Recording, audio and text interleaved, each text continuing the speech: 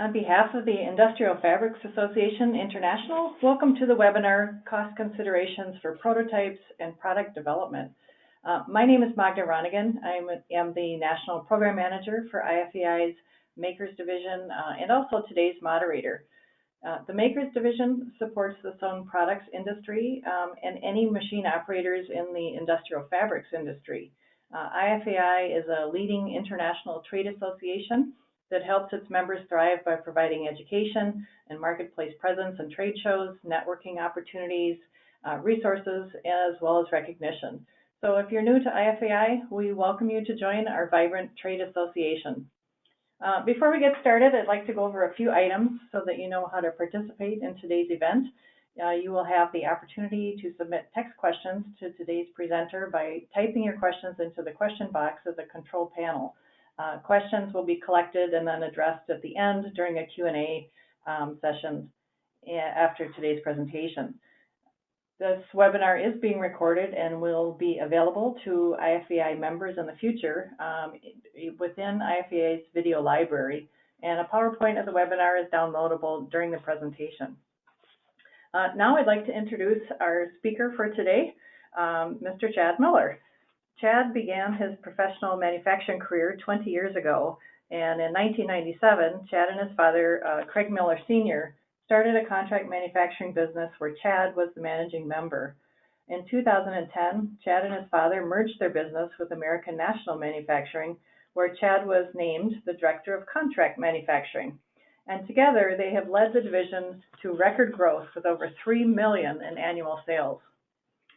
Chad has over 20 years of experience in designing, engineering, and manufacturing products in the medical and consumer sleep system field, inflatables, water bladders, foam products, and medical and non-medical applications for the aviation, recreation, marine, and safety industries for clients such as Medtronic, 3M, Baxter, and many more.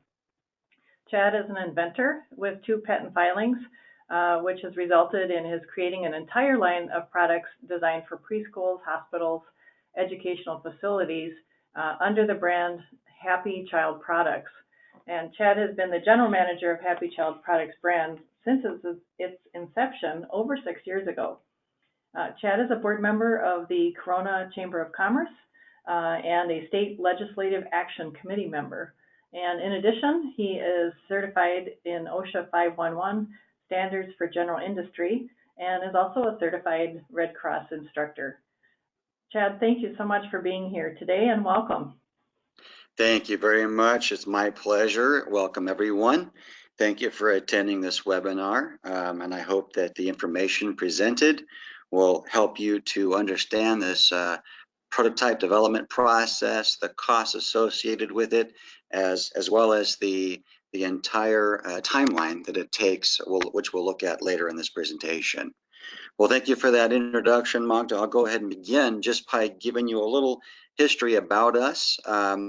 American National was established back in 1972, as Magda shared earlier. We have now currently 3 locations and looking to expand further.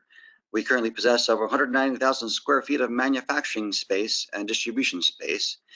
We have 3 facilities. Our headquarters located here in Southern California in Corona. We have a 76,000 square foot facility, all manufacturing. In Riverside, Missouri, we have a distribution and assembly warehouse of 80,000 square feet. And recently, our newest facility is down in Tecate, Mexico, with 37,000 feet, with an expansion currently in progress to about a 65,000 square foot location there. We do have a lot of different departments in our factory, as well as different industries such as the medical, consumer, safety, aviation, education, and environmental industries, just to name a few of the top industries that our manufacturing locations manufacture products for. And with those come regulatory requirements of each one, and we'll touch a little bit on that today. We do have a large radio frequency or dielectric sealing department from a 1 kilowatt to 175 kilowatt, with our largest sealing surface area of 120 inches by 93 inches. And we do have about over 70 RF welders currently. So a pretty large fleet of sealing machines. So our scale is pretty expansive. So our objectives today. So we're going to gain an overall understanding of the whole prototype process. In order to understand the costs and timelines, we kind of got to understand the process first. So we'll begin with that. And then we're going to understand the 3 different types of research relating to the product development. And then we're going to learn what efforts may be required for each step of that process. We're going to learn factors that affect the costs of research and development. We're going to identify the cost centers both internally and externally. And finally, we're going to have some resources for assistance and information to help with any kind of element or area with respect to the development of your R&D or your product. A lot of times we embark on something and we may not have a great understanding of the industry or the products not currently developed. Maybe it's only 10% developed. So we're going to look at that and have some great resources to help with especially even the costs. You'll see some examples of some cost offsets that we have here in California. So let's go ahead and dive right in. So let's look at the prototype development process. So this first box you see here up on this top left corner, the collection of design inputs. This is where we're going to collect the information from our clients as to what this product's supposed to do. So they're going to share with us what it is, how it's going to be used, what materials go in it, its design. We call it the fit, form, and function. So we're going to collect inputs from our clients. Now, you're going to notice that that box is in blue, and so are the next 2 boxes in line here. You'll see the next one is engineering design review. So the first step is we're trying to understand what the customer has already designed, all of his inputs. And then we're going to look at that, and you get together internally with your team and your engineers and your manufacturing folks, and you're going to look at the design and review it as to its ability to manufacture, because just because someone thought this product up or designed it on paper, a lot of designers that don't run production or manufacturing, there's a disconnect, and they just because it's designed doesn't mean it's going to be manufacturable or it be able to be manufactured in a reasonable time frame to keep the where the costs have to come in to have the product be scalable and be market ready and at a price point the market will bear. And then the next blue box there is proposal for prototype development. So we need the first 2 in order to be able to provide a good proposal to our clients on what it will cost for us to develop this product for them. Now you can also correlate this with your own internal R&D. Some of us do our own R&D for our own product line. We do a lot of that.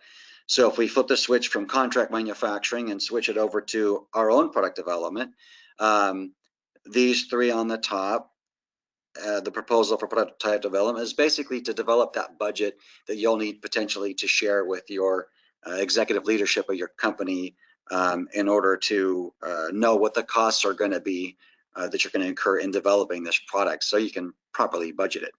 So I'll be speaking today on both sides of that. One is a contract manufacturing service, and then one is your own product development.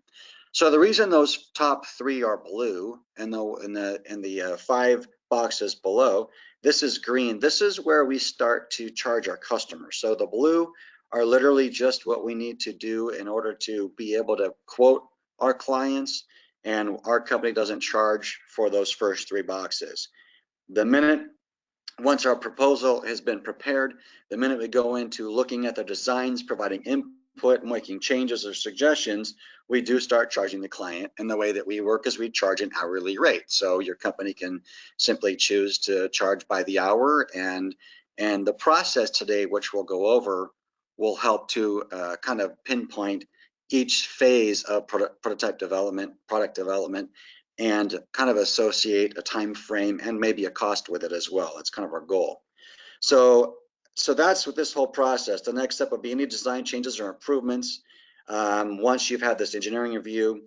And then, oh, sorry, I got to go down this way. So once we are hit the proposal, now we're looking at the prototype development. So this is where we actually, the first green box here initiates that charge to the customer. We're going to go ahead and develop your prototype for you. So we'll get an order from them saying, we estimate it's going to be, say it's going to be $1,200 or $2,000 to develop your prototype.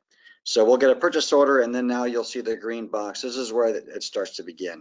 Then you'll head over to the evaluation of the prototype. Once you develop the prototype, it then goes into your internal evaluation to make sure that what the customer, their inputs and their designs, what they want, that we're going to evaluate it internally to evaluate whether or not this product meets the customer's requirements. Sometimes it doesn't, and then it needs to make a change. Then this is where your design changes or improvements come into. And then the next one down here is the verification of changes. So once you've made a change to a product, doesn't necessarily mean it hasn't affected something else. For example, we can actually have had a product that maybe it was, they changed the outside dimensions. But because this part goes inside something else, we have to make sure that when it goes into something else, that the changes that were made still don't affect the exterior of it. So when you have something that becomes part of something else, you got to verify that the changes that were made in this design change area here haven't negatively affect another component of the product or its functionality. And then once you have that, that's when the product can go for validation. That's when it goes to your customer's hands and they evaluate it to ensure that it's properly functioning with the fit, form, and functions that I mentioned earlier in the application, in the method that it was intended to be used. So that's an external process that the customer will actually do. Or if it's your own product that you've developed, this is where your team will then go ahead and deploy the product. Maybe it's a product that's used on a naval ship, or maybe it's a product used by the military, or maybe it's a product used on an airplane, or on a job site, a construction site. So that when this product goes out there and gets functionally tested. And we'll dive more into that. So let's talk about the different types of R&D. So, and this is as defined by the National Science Foundation. We felt that their descriptions were, or their definitions were probably the most on par with how we work. So there's basic research. So it's when research aims to understand the subject matter and requires building a basic level of knowledge relating to it. The finding of this research may be of potential interest to the company and does not have much practical or commercial application. So it's basically surface level research. Now we go into applied research, which is more focused. So this has a more specific and directed objective. It aims to determine methods to address specific customer or industry needs or requirements. These investigations are all focused on specific commercial objectives regarding products or processes. So now say that, like one of the examples earlier, maybe we're making a medical product, and this medical product is supposed to treat a medical condition. So I need to know what factors affect my ability to treat or prevent that condition. One of the products we make are bed sores. When someone has a limited mobility, they're kind of stuck in a bed, or they have limited mobility, we have mattresses that will treat or prevent bed sores. And so we have to ensure that our product properly treats that. And there's different levels of treatment based on the severity of the pressure sores, but we do have products that treat medical conditions. Therefore, we have had to have done research and know how our product's going to do that. And now you have development. So now this is when the findings of the research are utilized for the production of specific products, including systems, materials, and methods.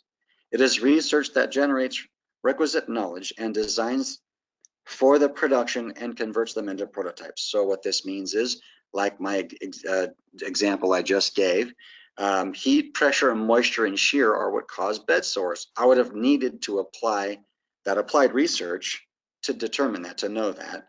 So we know that those things cause it. So how do I prevent that? And that's where you're going into the results of the research. Say, okay, so we know that these items cause bed sores, and our beds need to do this, this, and this to prevent them or to treat them. So that's reducing. How do we reduce pressure? How do we reduce heat? So you add cooling. How do you cool? By air, by gel. There's different ways. So that's where these, the results of your applied research will then go into the actual development of your product. So now we'll look at some of the factors affecting the cost of R&D, because like I said, in order to kind of determine the cost and timeline, we've got to understand the process. So some of the factors affecting the cost of R&D is our knowledge of the industry. I gave examples of just now of medical. That's one of our primary is the medical field.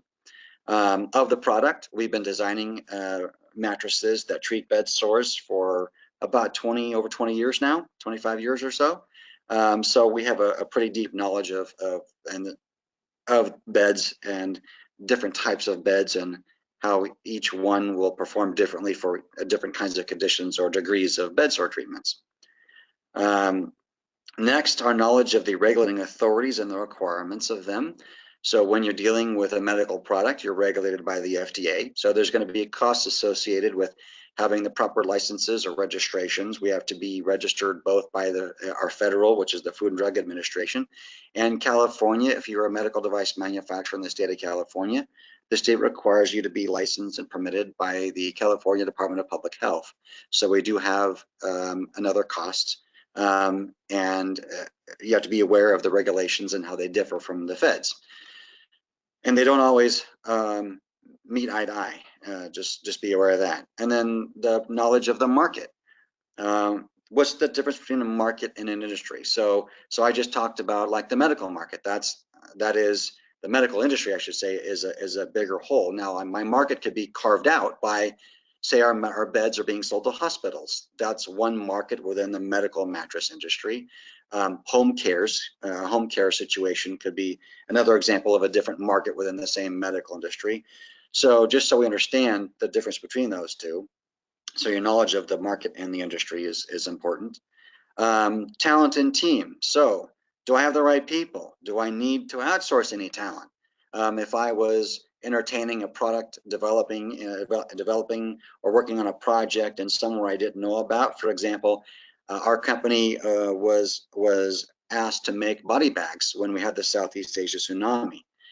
We had never been a body bag manufacturer before, but we had all the equipment and the materials to be able to make them. And so we had to quickly go from never have making one before to making about 7,000 bags over about a 4 or 5 month period, and deliver when we had that Southeast Asia tsunami many years ago. So we didn't necessarily have the right team, so we outsourced that. So knowing where your core competencies are and where you need to supplement that when you don't possess what you really need. And of course, the more talent you have, the least costly and most efficient you'll be. So just identifying that and realizing that's something to consider. And the next, materials, machine, and manpower. I just touched on that with that body bag project. So are all the materials easily accessible? Do I have the proper equipment? Because without equipment, you can't really make anything. Machines, jigs, tool, aids, and test fixtures. Some things that I might want to develop, I won't be able to without a certain jig or a tool or an aid in manufacturing. So there's going to be some costs potentially in even creating a prototype. So ensure that you take the time to evaluate anything that you'll need, and your R&D team, or maybe you're using someone in production to do this. Do you have the right tool or jig or aid, or do you need to develop one, have one, and then know whether or not, what the cost will be for that, whether or not you can do that internally, or you got to hire a machine shop outside to do it for you. So keep those things in mind when you're considering this. Is there room in my workload? Yes. Am I too busy? That's an important one. How much can you take on of an R&D project? Product's status. What do I mean by that? How much of the product has been designed or engineered? How much of that's been completed? You might have a client who simply comes to you with a concept in his brain and has no idea of the materials, the method to make it, how it's done. They might have very little. And then some clients will come to you and they're going to give you a technical package and you're going to follow it. Maybe it's never been R&D'd before, or maybe it has once and there were some problems with it. So you'll have that whole range. So ensure that you're taking the time to not only look that it's been designed, that it's actually designed in a way that's manufacturable for your facility. So let's talk about the phases of product development. So collection of design inputs. This is where that first box you saw that was blue. So this is the project input sheet. This is what we use to collect the data, which you'll look in here. It says some of them show what industry is used, what's its intended use. That's important because you have to ensure that you're aware of the environment will be used in a product that's going to be used, you know, outside, needs to be UV stabilized, or if it's going to be in a building, it's got to have fire retardant, specs, or maybe NFPA or something like that. So this is where we actually collect it all. So the fit, the form, the function, any code compliances or statutory, regulatory, or fire or other compliances. This is kind of where you're really wanting to know what the customer does know about their product, and then even more importantly, what they don't know. So this is just one method that we use to collect all the inputs in there. So this process can consume as little as 1 hour of time, but can also take days or even weeks because it's kind of a moving target. And it depends on how much of the required information is known by the customer.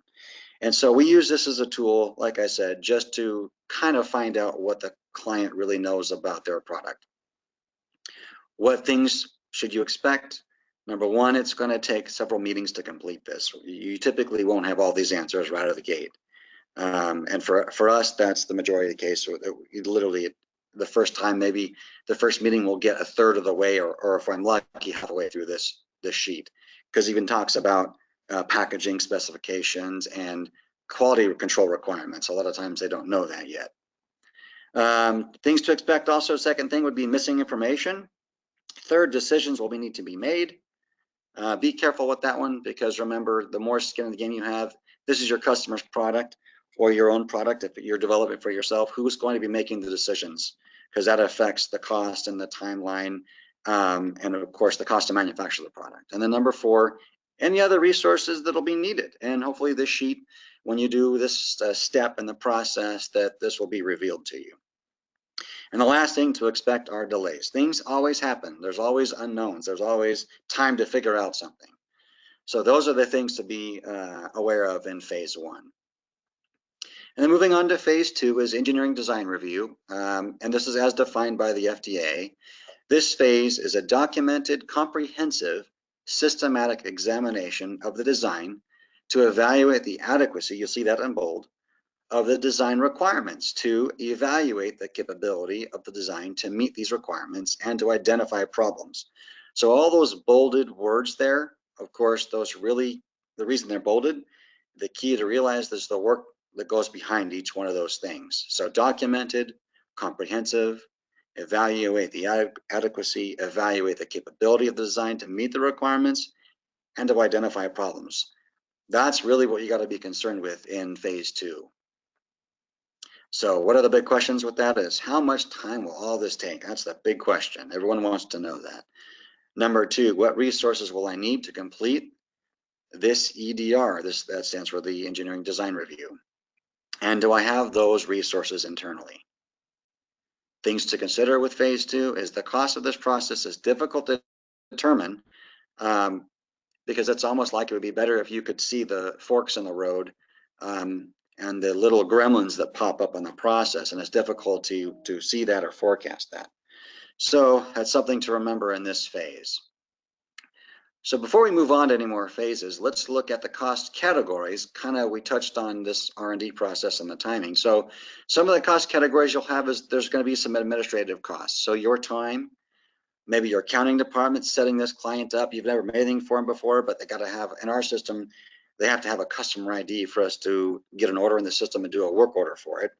And then we want to collect a lot of data for this customer. So we got to have their ID, they have to be identified.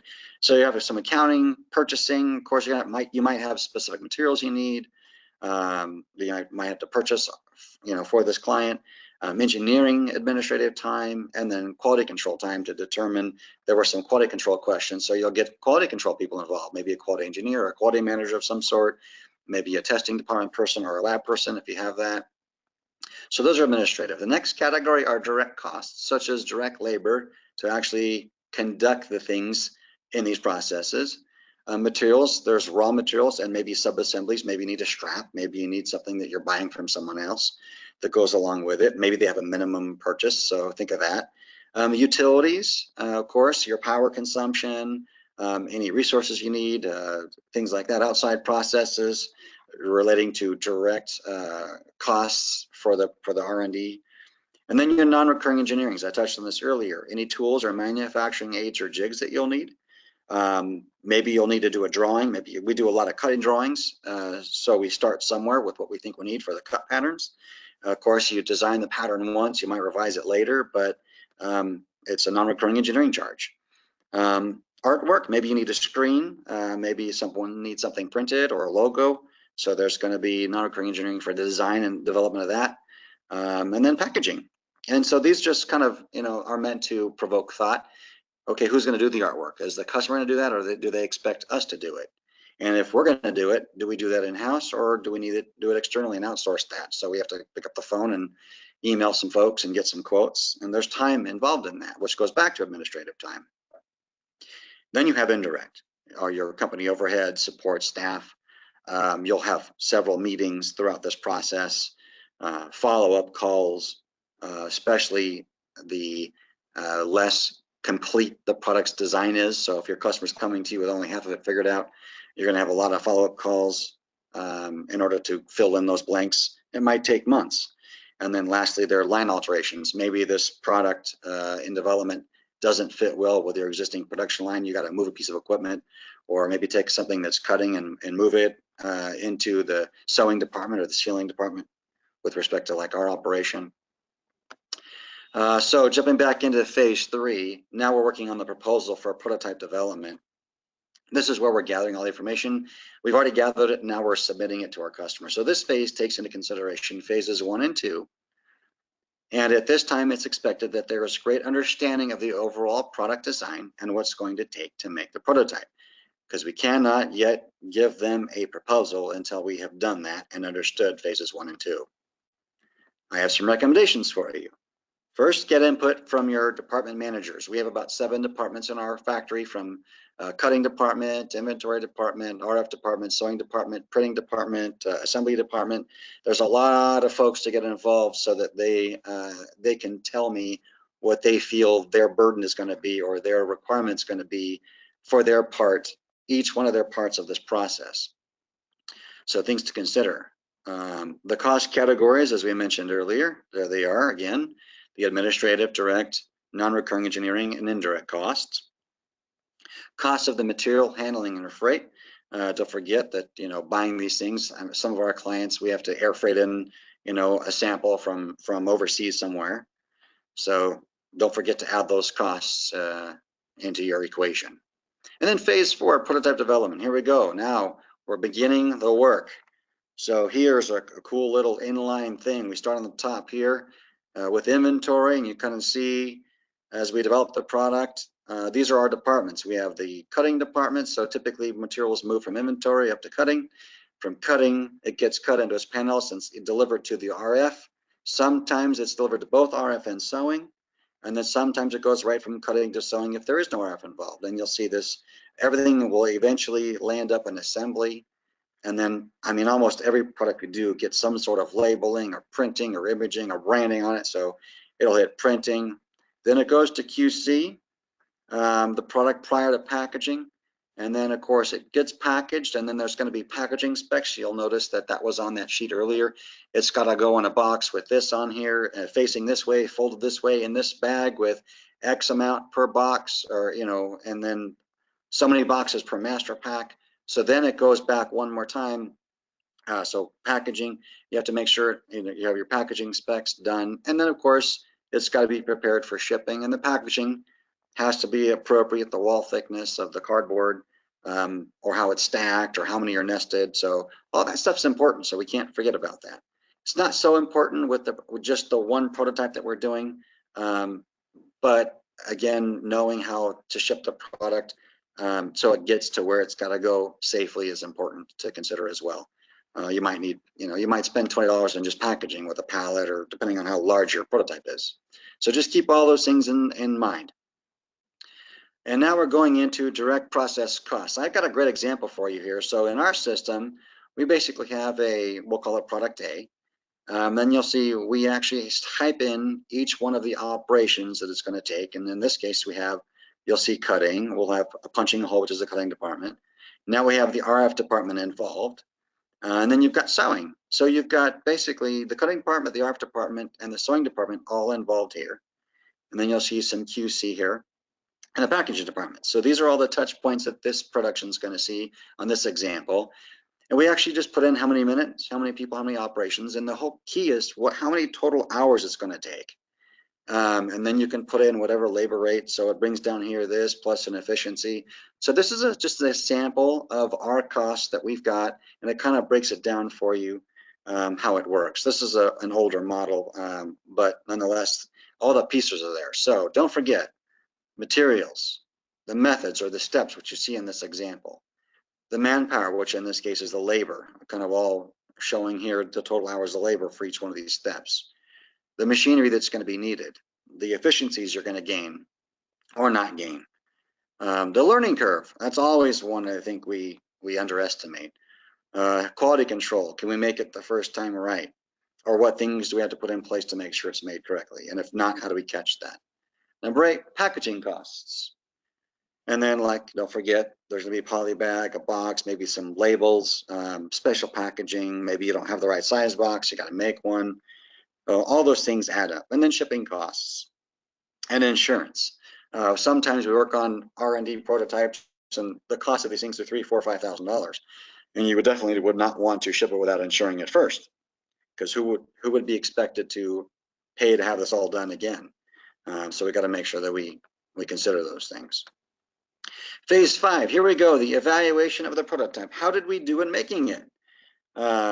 Let's see, this phase will include internal and external processes. There'll be specific test methods that should be followed. We should know what those are, and that should have been gathered from that project input sheet or uncovered from your team meetings. Next, it can be a lengthy process, especially depending on the size of the company you're working with. It may require the use of third-party services. There could be regulatory or statutory tests like a fire test or a lead content test or a NFPA test or a phthalates test. So there could be all kinds of different tests to verify that the product's going to meet any regulatory statutory requirements that are going to be needed in this product and that industry. Product life cycle testing or age testing. Test to failure, so the overall strength. Expect meetings and discussions. They're always the case. And even throughout this process, it just continues. Phase 6, design changes and improvements. So once you've evaluated the products with the clients or maybe internally, now you got to go back to the drawing board and say, okay, how did it work? What worked? What didn't work? What do we need to change? And that's where this comes in. So these almost always happen. It's probably maybe 1 in 100 that will have hit the mark right out of the gate, just because they're unknowns that we have to make changes for. So always expect these changes. And they take time. Phase 7, verification of changes. So once you've made any design changes or tweaks to the product, now you gotta go back and make sure, like I said earlier, I kind of mentioned this, that the changes that were made don't affect anything else negatively. This step ensures that the changes or improvements don't have a negative impact on the product's performance, requirements, fit, form, or function. Examples, so say that we have a fire retardant additive in a plastic, it does affect weldability. So say that we didn't meet the requirement of flammability test, the NFPA rating was too low, we have to go back and maybe it's got to be a 701 rating. So now we got to add more FR. Well, now I can't weld it as good. Now my welding time is longer, which means it's more expensive. A change in size, maybe it affects the overall footprint of the external part or the internal volume of space. Maybe we changed, how much air we're holding because the actual size of the product changed. So we got to make sure that those changes, like we said, don't negatively impact anything else. So let's say that we got through all that and we made our changes and we're able to weld it. Maybe it took a little bit longer, and now we're validating the product. What does that mean? This final step requires tests to be completed to determine a product's ability to meet all of the requirements. These require the recording of data, such as any kind of pressure tests or pull strength tests. Maybe there's some burst strength tests to fail. Life cycle testing, which of course will mimic the product's life in in its intended use environment.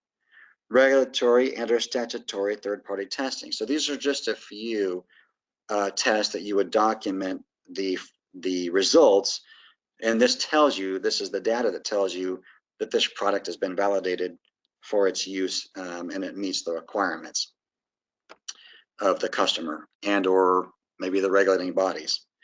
So here's some cool things with some cost offsets. Here in California, we have the Governor's Office of Business and Economic Development. And this is a business portal. And if you're in California by chance, there are certain programs or incentives that you can find. The very top one you see here is called California Competes. It's a tax credit. It's an income tax credit available to companies that want to stay in California or grow in California. So there's an incentive here for that. They have all kinds of different, you'll see down here, incentives by type. There's agricultural, there's biotech or healthcare, green business, there's transportation, film and television. There's all kinds of different incentives. So your state may offer something equivalent to this.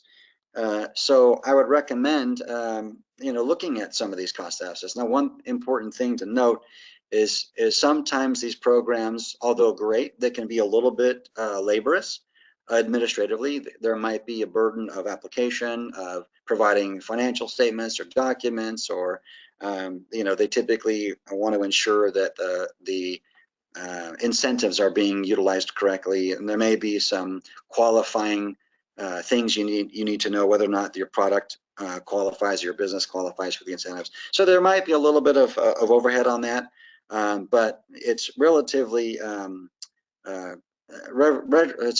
basically kind of clear, relatively clear on our website in California. So your states may differ, they may not, but I would definitely recommend doing it.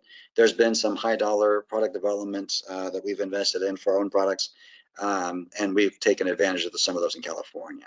Another great resource is our good old fashioned, the Industrial Fabrics Association International. The IFAI has a great website. And if you're a member, and if you're not currently a member, I highly recommend becoming one, because you gain access to some tools within the IFAI's own website. For example, I logged in here. You can see an example.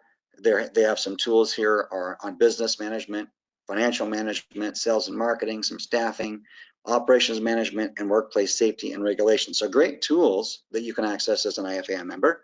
So if I were to click operations management, then you'd see this screen. Now within your operations management, you'll see automation, you'll see computer software and apps, sustainability practices, efficiency workflow, customer service, testing and procedures and equipment. So we're going to go ahead and click on this one here, because this is kind of it's related to our R&D process. So if I'm looking for some test procedures or requirements, I click on that, and it actually has this is where as a member you'll log in and you can access this content, but it's the AATCC test methods. So there's all the ASTM database of tests in here. It says it includes 123 test methods, 11 procedures, and 9 monographs. So when you go ahead and log in as a member, you can access this very simple ASTM or the simple tool to access all these ASTM tests. So there's just great tools out there with the IFAI. So like I said, if you're not currently a member, I highly recommend even just to get access to all these great resources that the IFAI has. Another resource I found in preparing for this webinar is this Intrepid Advisors group has a map. And in this case, you see I clicked on California, and over here to the right, this is the state and R&D tax credit eligibility map, and it shows you all the different things that are available in the state of California. So you can find your state, click on it, and it would bring up all these here. So feel free to navigate over to the Intrepid Advisors website. It's going to be here on the bottom, and the last slide as well will have some websites for you and some links that you can utilize. But this was a great tool to kind of identify quickly and easily what incentives are available in your state. Great little tool. Because if the resource is out there, we definitely want to know about it and how to access it. Here's some more other great resources for you. The AATCC, the American Association of Textile Chemists and Colorists. That's helpful if you're looking at getting specific details on certain types of materials or fabrics, testing of textiles. So that's a great one. Of course, I mentioned the IFAI. If you have not been on their website, it's really easy, ifei.com. Again, just a plethora of resources for you in the industrial fabrics world. Whether you're looking to find a certain material type, they've got a resource center you can access. There's all kinds of education, simply just like this webinar. So there's just access to so many great things with the IFAI. And then more on the financial side of things, the IRS, here you go, the IRS.gov. I'm sure you all love being on this one, but the great thing, the one positive I know on here is the R&D tax code credits. This is a place you'd find this federally. And then the Consumer Product Safety Commission, www.cpsc.gov. This is where all the information you'll find on your product, whether your product needs to be tested, if so, what kind of test. There's a great business portal there. They have all kinds of great resources there, and it makes things easy to find as well as maybe the Small Business Ombudsman's contact to discuss your product with them and whether or not there's some kind of guidelines or regulations you need to follow or designs you need to worry about or specifications you need to deal with. Again, there's the Intrepid Advisors. That's our website there. That map that I showed you, that's the link to that one, intrepid-advisors.com. And then lastly, the NIST, the National Institute of Standards and Technology, that's nist.gov. And then the MEP, the Manufacturing Extension Partnership. There's a lot of great information and resources in there for manufacturers such as ourselves. Okay, I know we talked about a lot of this process and costs, and now this is kind of an example of a timeline. And I actually took this from a relatively simple product that I was hired to help co-develop with our client.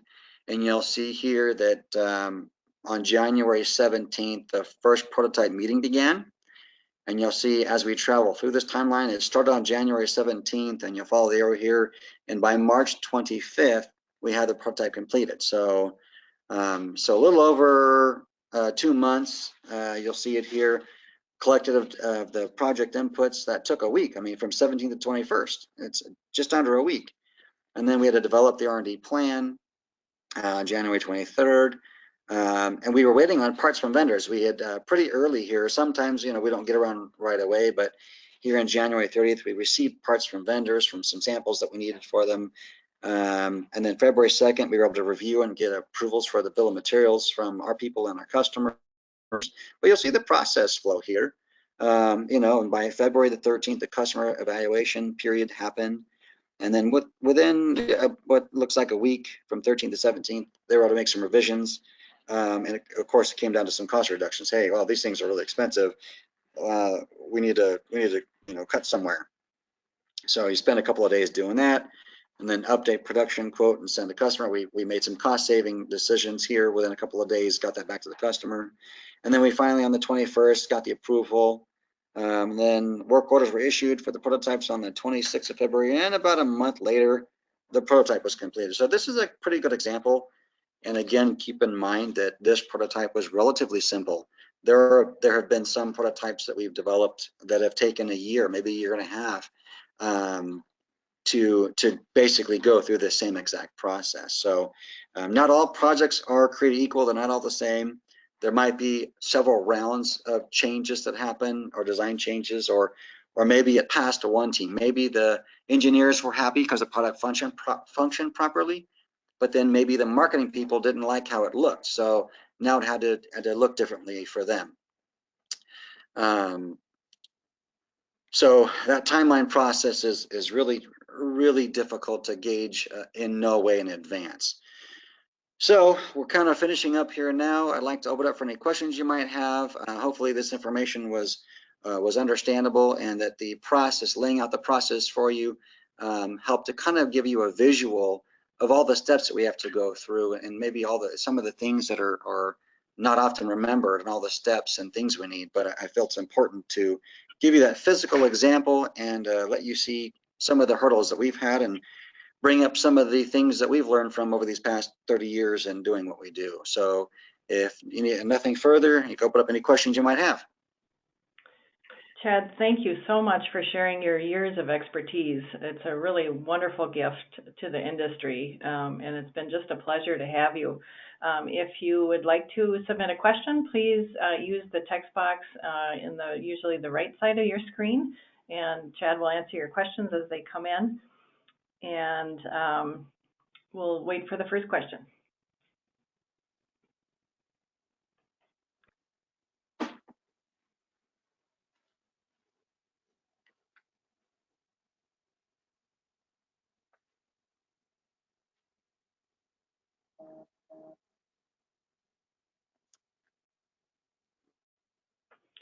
I hope you enjoyed today's webinar. As a final note, be sure to sign up for the other prototype education webinars in the series, or view them on the Makers Division webpage at ifai.com/makers. Thank you all for joining us again today.